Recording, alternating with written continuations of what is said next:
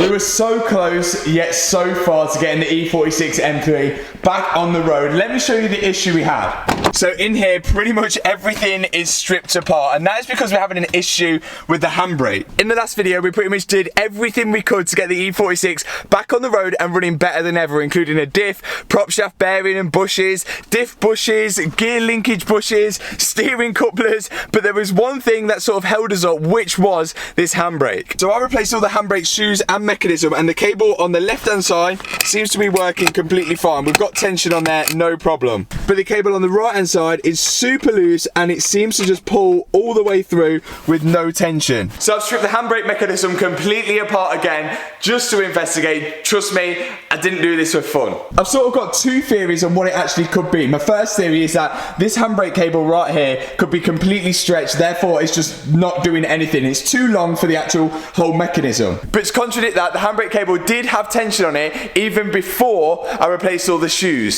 So what I think, or what I hope, is that it was just a mistake or an error when fitting it, which is more than likely. And I think it's got something to do with this part here, which hooks over the handbrake cable. And I think that may have came unhooked, or I don't know.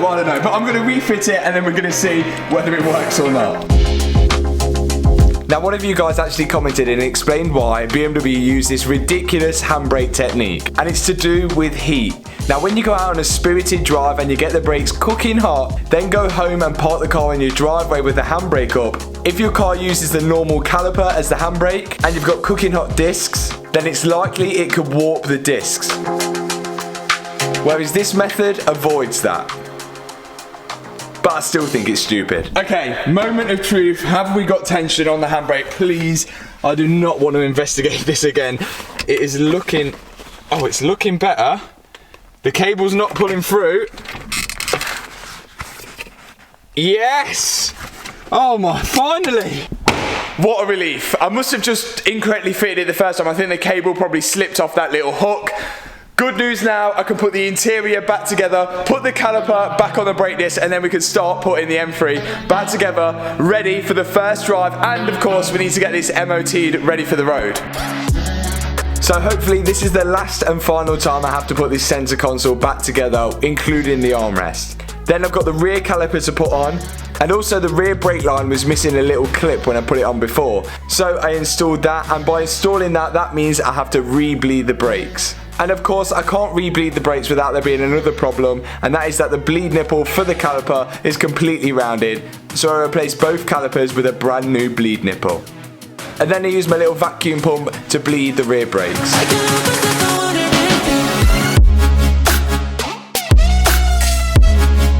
With that done, there's just a few plastic trims to go back on underneath. The rear brace as well has got to go back on. And a moment I've been waiting for a long time, the front under tray. But it still looks as if I'm missing a few more under trays. It looks as if there should be one on the front here, and another one around the gearbox area here. So it looks like, again, I'll be on the phone to BMW later. But other than that, it's looking really good underneath here, with the new exhaust, new diff, and a lot of new bushes. And that should be about it for the exterior sides of things. Touch wood, I hope this works, Now, if you do remember, I managed to get this light working, but this light didn't work at all. Now, when I first got the M3, that side had some sort of dodgy wiring going to the plug, and then this side just had wires leading to nowhere. It didn't even have a plug for the rear lights. But check this out. After hours of trying to figure this out, I've finally got it working. Now, if I had to try and explain exactly how I did this, then I wouldn't. And that's the reason why I didn't film it, because I still can't explain it. All I had to do was find the ground cable and the live wire. Once they were wired in, it was just a trial and error of all the rest. At one point, the indicator was flashing for the brake light was flashing for the number plate lights. It was all over the place, but now it's working. Come on. Now, I've avoided doing modifications to this car because I want it to be more of a restoration rather than a modification. We're trying to keep this OEM, but there is one thing that I have noticed. So I bought these CSL style wheels to replace these wheels which were on it with the racing slicks. The wheels look great. The problem I'm having is when I see it from the back or the front, the fitment just doesn't look great. They sit way too far inside the arch. which is why I bought some wheel spacers. Now these were just a guesstimate, they're 25mm, and I'm gonna try and rock them front and rear. They might be a little too wide, but we're soon to find out. Let's put them on before we can get this car down. So we're going for 25mm, pretty wide and pretty brave, but I'm sure this will pay off. Now these wheel spacers come with longer wheel bolts, and when putting new wheel bolts in which are a little bit longer, it's always a good idea to check the wheel spins before popping it down. Now I actually bottled it on the 25mm spacers on the front, and I found some 15mm spacers which are actually off my 140i, and popped them on the front instead. And hopefully that should do the job. Sometimes I amaze myself. Check this out. The ride height on the rear is looking perfect, and check this out, 25mm spacers. You could not get a better fitment than that. That is sick. Absolutely love that. And then the front, I bottled it with a 25mm, and we went 10mm lower to the 15, but I still think that is fitting perfect. Maybe we could have gone with the 25mm, but I feel like we possibly could have lost full lock. I don't know, but that is looking sick. And the rear, you can't get a better fitment than that.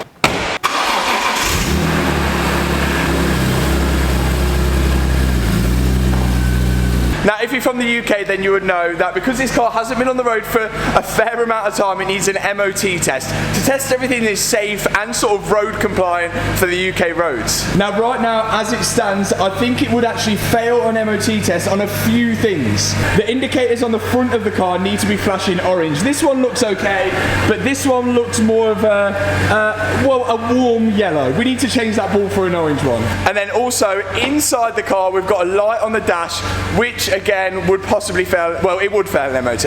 And that light is that airbag light right there. We need to get that turned off. I think it's only came on because I changed the dashboard and pulled all the airbags out, and I've not reset the codes. So maybe we should try resetting the codes first. Let's get this into the OBD port, wherever it is. There it is. Clear all the faults. Hopefully that should take that light off the dash. Come on. Okay, redo. Will she come off? Yes, and she's off. Airbag light off. Next step, indicator bulb, and also Liam Mark II is here because I know I wanted to keep this standard, but I just can't help but think that this is a fishbowl and we need a slight tint, not too dark. We're trying to keep it OEM plus. Liam is about to send this. Improve the look of the M3. Let's do it. Now Liam mentioned to me whilst he was tinting the windows, if I could wrap a car, then he was pretty sure I could tint the windows, so he let me have a go. And you know what, it really wasn't that bad. You lay the tint on the outside of the window first, squeegee it all down, and then cut it down to size. Once you've cut that down to size, you can go inside the car, spray the window with some baby shampoo and water, then remove the backing film of the tint, and then unroll it onto the inside of the window. The only difference really between this and wrapping a car is you apply the tint when it's wet. And then all you really have to do is work out all the water and the bubbles from underneath the tint, which I did so with my squeegees. And I was pretty happy with that rear window, and more than happy with the other windows which Liam did. Now before we set off and out on the road for the first time, it was only right I gave the M3 a bit of a scrub down with some of the MA detailing products. These are all available with the link in the description. Products like the wheel cleaner, the snow foam, the shampoo, glass cleaner, and much more. And I've just added a range of bigger tubs for the shampoo and the snow foam as you guys are using it so much. And also the M Sport hoodies are back in stock. The link is in the description box below. So if you're a Beamer boy, or maybe you became a Beamer boy from watching these videos, click the link in the description to get one.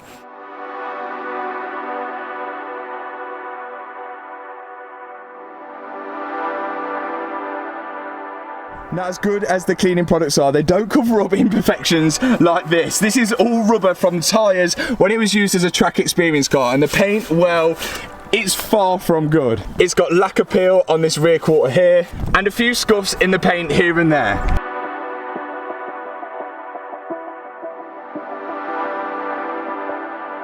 So once we've got the M3 back on the road, it's definitely going to be taking a trip to the body shop and potentially for a full respray, but don't worry, we'll be keeping the Laguna Seca blue. Now after hours and days of work, the moment of truth, has the glunking sound from the diff or the prop shaft disappeared? Has the play in the steering wheel gone? Has the play in the gear shifter gone? And does the handbrake work? And will this pass an MOT?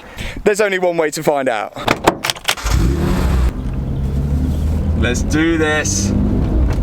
Instantly, I can tell there is no more glunk. What a relief that is. So really, this is my first time properly driving the M3 on the road. The steering, I feel like it's definitely took the play out of it, but it's really light. I was expecting the steering to be so much heavier than this and more sort of responsive. It feels so light, you can steer it with literally like a couple of fingers, and from an M3 I feel like that should be a lot stiffer. But the steering was the least of my worries because I needed to get this car through an MOT test. And the question lingers, did it pass? Of course she passed, never doubted her. Next thing, we need to get this thing all tracked and aligned, then we can actually drive this thing properly and test it out. Now for the tracking and alignment, I headed over to the guys at Quick Fit, which are local to me, and they've really been good at doing all of my cars, so shout out to them. And now finally, all the M3 wheels point in the right direction. Now I thought changing the bushes would have fixed the sort of wobbliness in the gear stick. Although it has stiffened it up a bit, the throw from each gear is massive. I mean, from 4th to 3rd, it's like a bus. I think definitely I need to be ordering like a short shifter, or is this just normal for a BMW M3? Is it really that long of a gear change? Now, there's just something about when you spend hours rebuilding a car, working on it, and finally get it out on the road and enjoy it.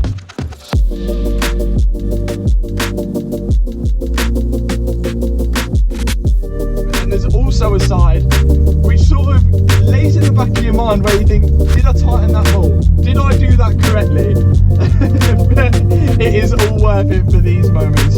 This M3 is so good.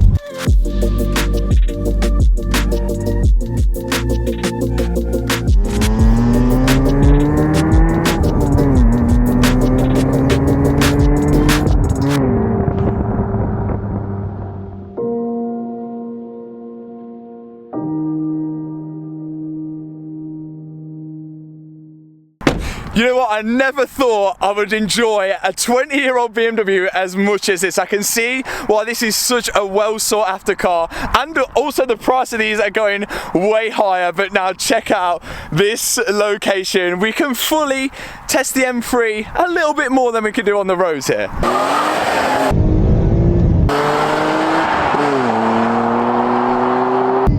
Oh, she runs an absolute dreams. This is so fun to drive. It just revs and revs. Now everyone knows there is one important button on any BMW. Let me show you it. And that is this button here. When you press it, the traction control, it brings up a light on the dash which kind of looks like a donut. And that only means one thing, as Stradman would say, spin class.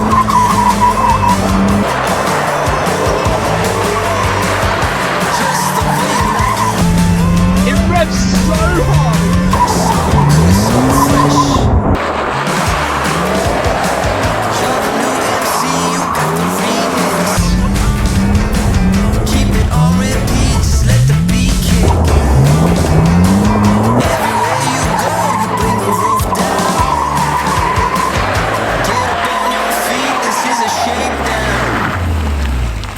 What a car the M3 has been to finally get it out on the road. We're only just touching the surface though. It definitely needs a respray. Now at this point, whilst we had the airfield, we were going to have a little race between two 6-cylinder cars. The BMW M3, the straight 6, and Chris's V6 350Z. Both sort of similar power as well, 300 brake and 340 brake. Unfortunately, Chris's engine has started knocking. It has. I mean, you need to donate to the cause, go and subscribe to the channel, link down the bottom here. Matt's going to hook it up. So, because his engine is knocking, we've given him a free plug. Yeah. What didn't you have in your car? I think there's one thing an engine needs, right, but it's running. and I think it's oil, so... and it had no oil in it. But I think overall we've had a successful day, successful journey of the M3 so far. I can't wait to enjoy it even further. But if you've enjoyed this video, hit that subscribe button, hit that thumbs up button, and I'll see you in the next video. Peace out.